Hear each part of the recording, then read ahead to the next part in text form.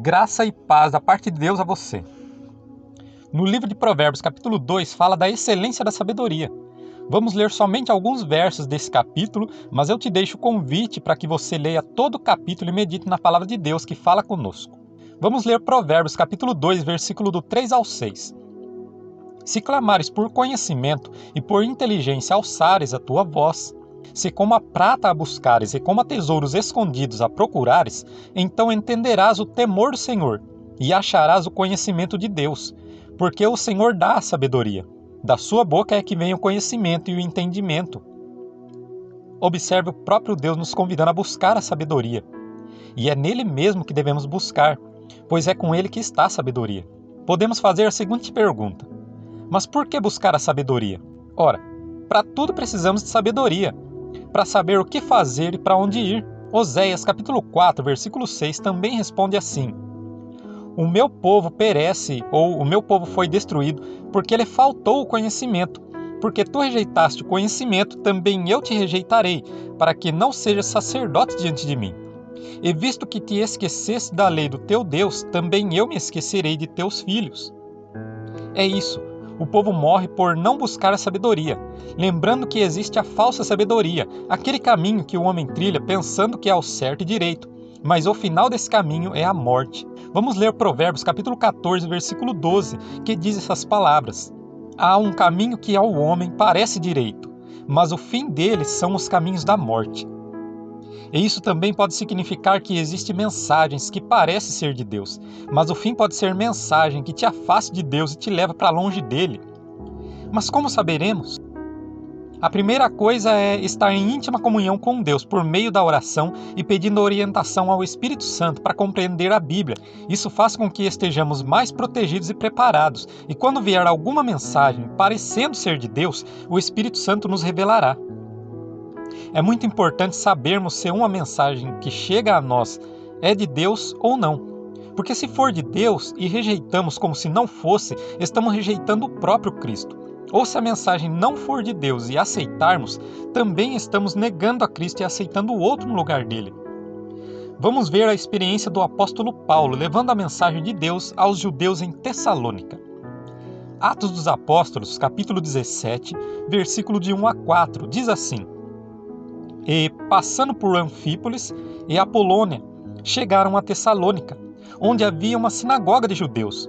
E Paulo, como tinha por costume, foi ter com eles, e por 3 sábados disputou com eles sobre as Escrituras, expondo e demonstrando que convinha que Cristo padecesse e ressuscitasse dentre os mortos.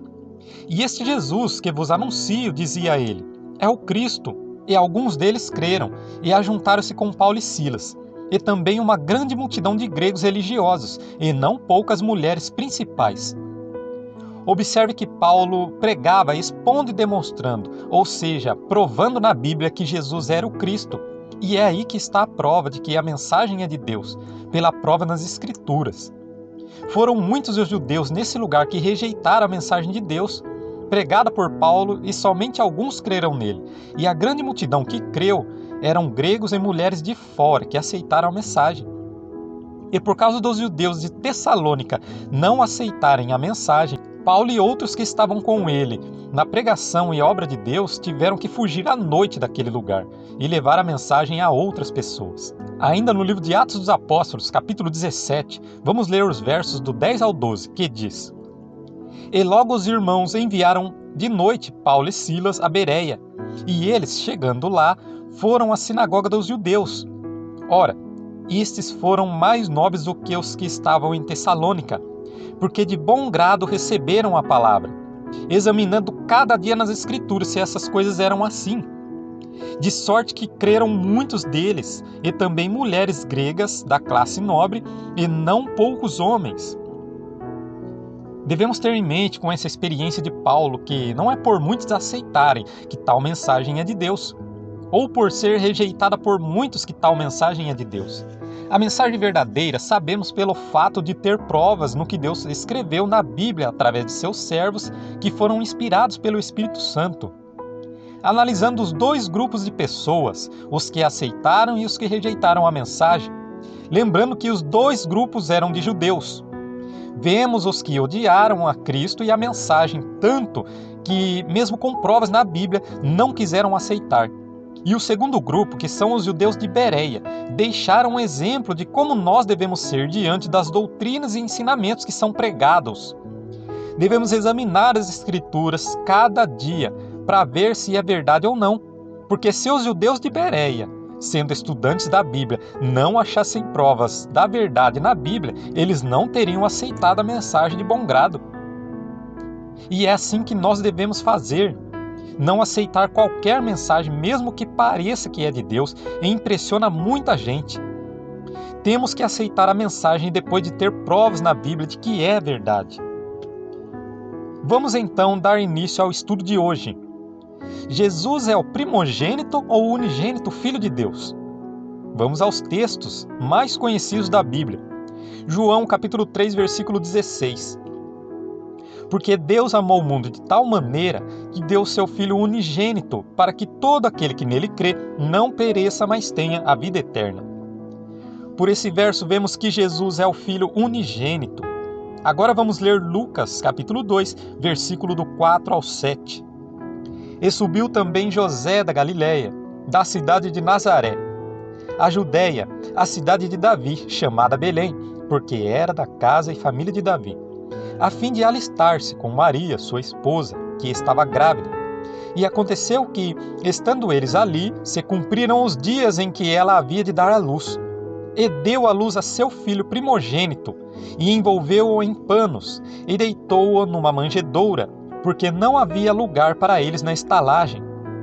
E por esse texto agora vemos que Jesus é o filho primogênito, por ser literalmente o primeiro filho de Maria. Jesus é então filho primogênito de Maria, mas também considerado primogênito de Deus. Respondendo então à pergunta se Jesus é o filho primogênito ou unigênito, a resposta é os dois. Jesus é tanto filho primogênito como filho unigênito. As igrejas no passado, assim como é nos dias de hoje, sempre tiveram pessoas pregando falsas mensagens e doutrinas enganosas. Veremos agora algumas palavras de advertência do apóstolo Paulo aos Colossenses contra as falsas doutrinas. Colossenses capítulo 2, versículo do 16 até o 18, diz assim: Portanto, ninguém vos julgue pelo comer ou pelo beber, ou por causa dos dias de festa, ou da lua nova, ou dos sábados, que são sombra das coisas futuras, mas o corpo é de Cristo. Ninguém vos domina seu bel prazer com pretexto de humildade e culto dos anjos, envolvendo-se em coisas que não viu, estando de balde inchado na sua carnal compreensão.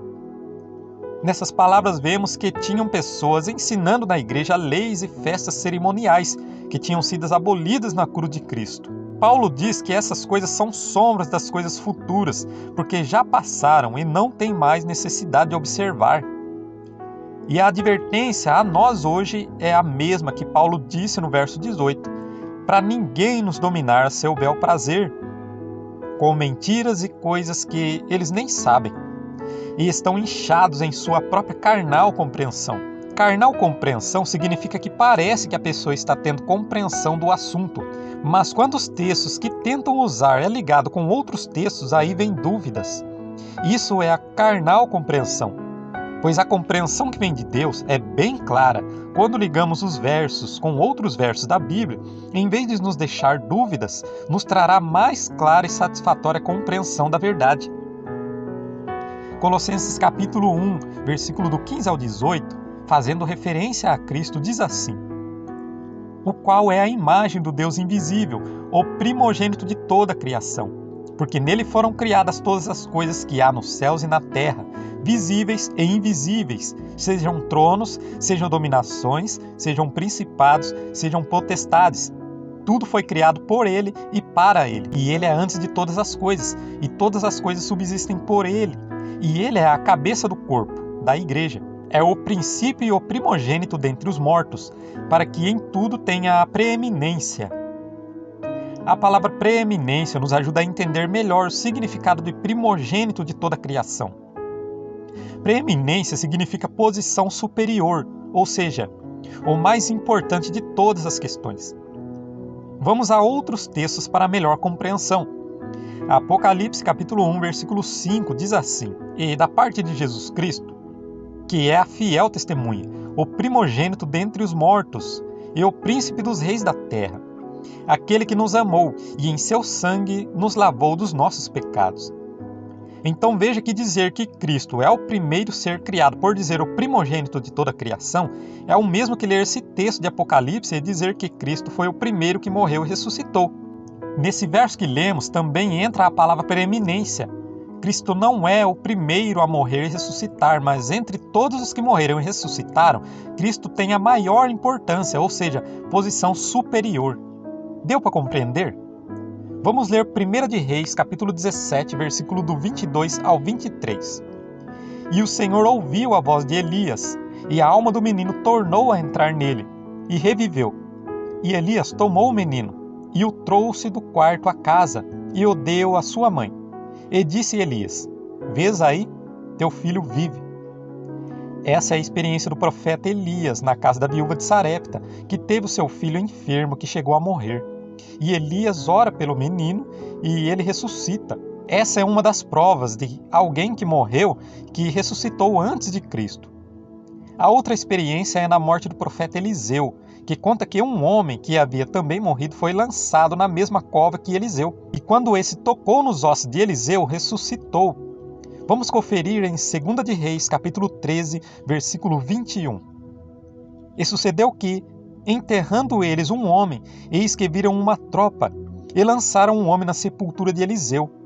E caindo nela o homem, e tocando os ossos de Eliseu, reviveu, e levantou-se sobre os seus pés. Vamos ler agora Romanos, capítulo 5, versículo 14, que diz assim: No entanto, a morte reinou desde Adão até Moisés, até sobre aqueles que não tinham pecado, à semelhança da transgressão de Adão, o qual é a figura daquele que havia de vir.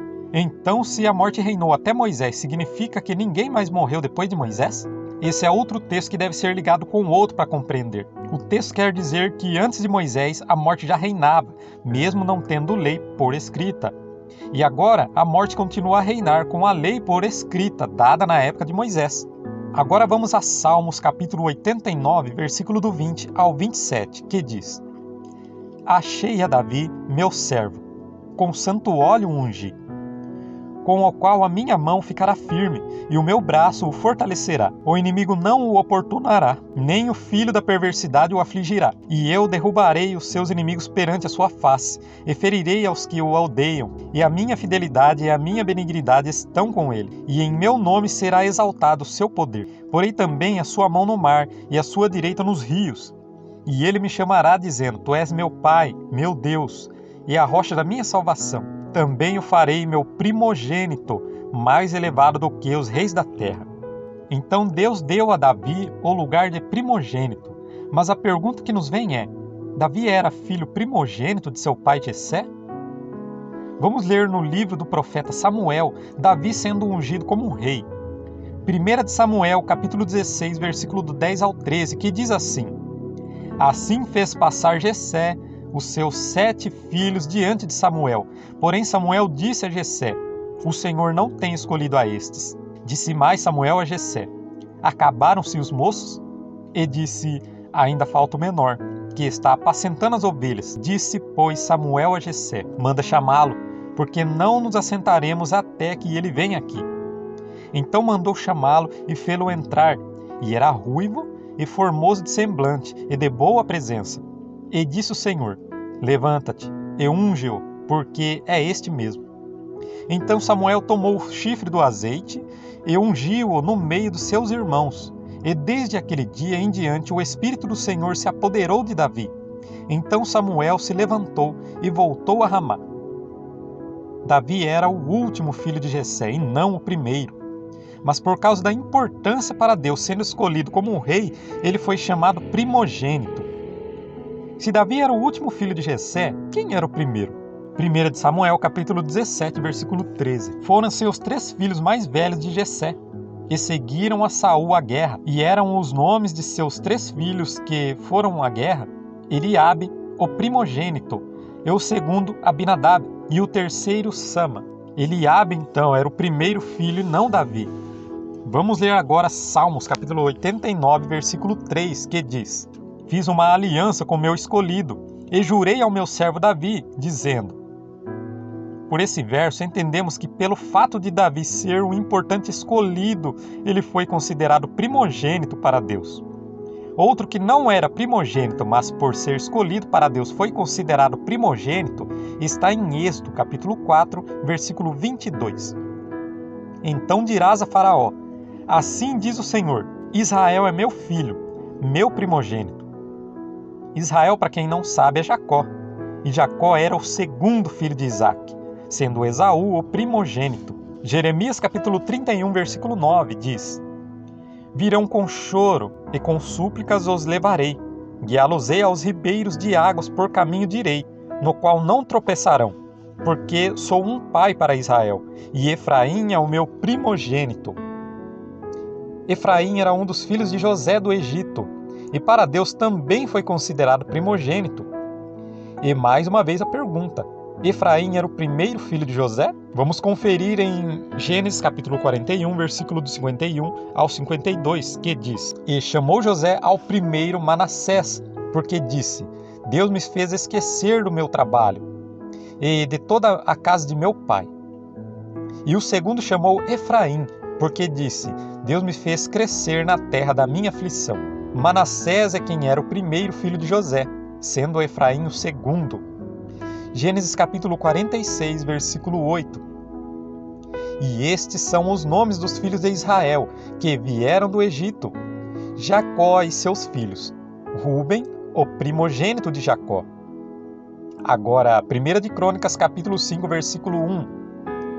Quanto aos filhos de Rúben, o primogênito de Israel, pois ele era o primogênito, mas porque profanara a cama de seu pai, deu-se a sua primogenitura aos filhos de José, filho de Israel, de modo que não foi contado na genealogia da primogenitura. Então Rúben era o primeiro filho de Jacó, mas perdeu a importância e direito de primogenitura para Efraim, filho de José, por causa do pecado que cometeu. E Deus é quem faz a escolha.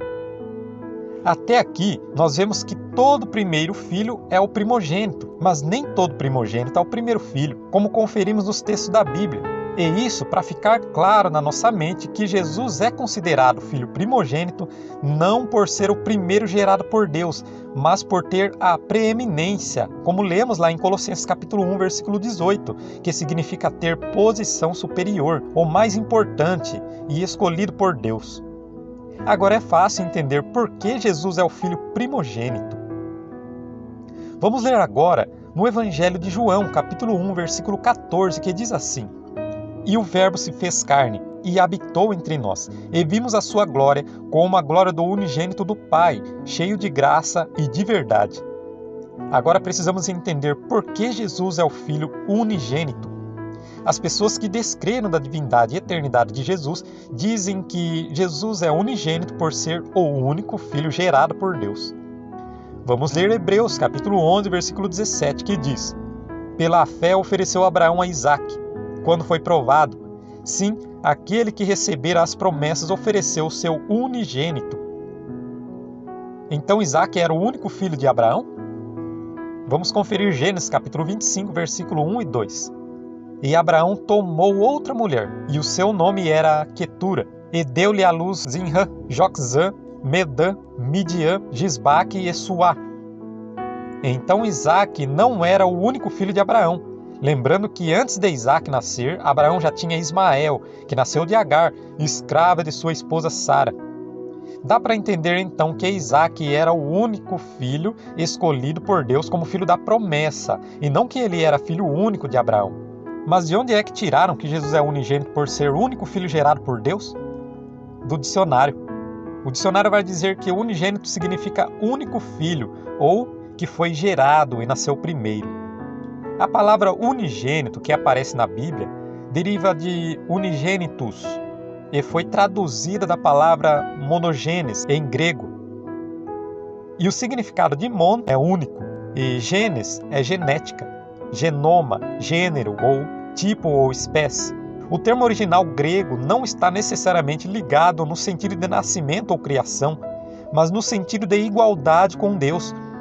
Ele não é o único filho gerado por Deus, mas o único igual a Deus, sendo 100% homem e 100% Deus. Então, nesse sentido, refere-se à ideia de singularidade e não de nascimento ou de criação. E é dessa forma que deve ser entendida a palavra unigênito do Pai. Significa que Jesus é igual ao Pai, tendo natureza divina e não gerado pelo Pai. Mais uma passagem da Bíblia para dar base no sentido de Cristo ser unigênito por ser o único igual a Deus e não gerado, está em João, capítulo 8, versículos 56 ao 59. Abraão, vosso pai, exultou por ver o meu dia, e viu-o, e alegrou-se. Disseram-lhe, pois, os judeus: ainda não tens 50 anos, e viste Abraão?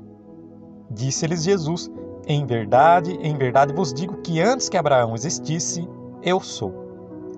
Então pegaram em pedras para lhe atirarem, mas Jesus ocultou-se e saiu do templo, passando pelo meio deles, e assim se retirou. Nessa passagem, Jesus não disse eu sou Deus, mas disse eu sou, que seria o mesmo. Os judeus, conhecendo sobre Moisés, bem sabiam quem era eu sou. E quando Jesus disse que era, eles já entenderam que Jesus estava dizendo que é o Deus que se revelou e falou com Moisés. Dizer que era o próprio Deus para os judeus era grande blasfêmia e digno de morte. Outro texto está em João, capítulo 5, versículo 18, que diz: por isso, pois, os judeus ainda mais procuravam matá-lo, porque não só quebrantava o sábado, mas também dizia que Deus era seu próprio Pai, fazendo-se igual a Deus. Todos nós somos filhos de Deus por ser criados por Ele, assim como também os anjos do céu. E se os judeus entendessem que Jesus era o Filho nesse sentido, não iam se irar contra Ele e querer matá-lo, do mesmo modo se Cristo dissesse que foi gerado por Deus, sendo isso mentira. O fato dos judeus querer matar Jesus fica bem claro que os judeus entenderam que Jesus dizia que era o Filho de Deus no sentido de igualdade com o Pai. Ele não só falava, como provava pelas obras e também pelos testemunhos que muita gente dava. Porque se Jesus somente falasse como qualquer um, para os judeus seria qualquer louco, e não iriam perseguir a ele. Devemos assim entender porque a Bíblia é quem diz que Jesus é divino e é também eterno.